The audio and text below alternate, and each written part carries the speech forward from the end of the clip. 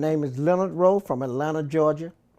I'm a victim of civil court corruption with my lawyers involved, as well as the judge being involved, and as well as a conspiracy throughout my case.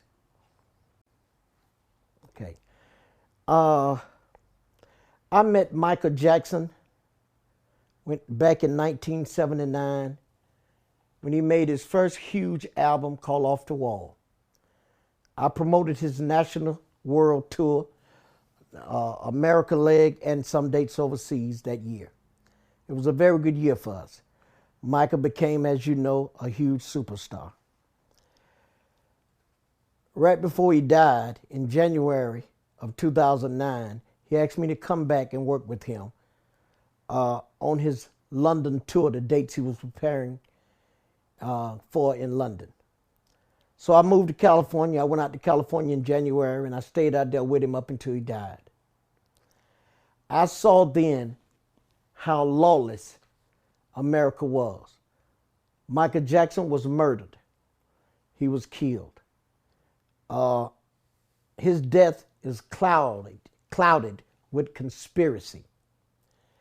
The people that should be in prison for killing Michael Jackson is not in prison, because the justice system in Los Angeles refused to give a thorough investigation and really lock the powerful people up that's behind his death.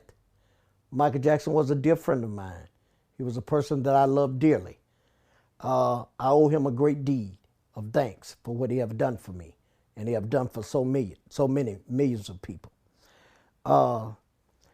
When he died, I was around him at the time. I dealt with all of his business people at the time.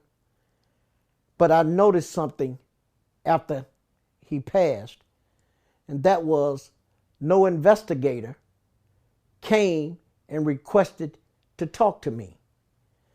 I thought that was strange for a person of his stature to die mysteriously, and they not want to talk to me, knowing that I was around him at the time of his death to see did I know anything or what information I could provide. But they weren't interested in that. They was interested in sweeping it under the rug. When I saw that, I knew how corrupt our justice system had become. That case should be reopened.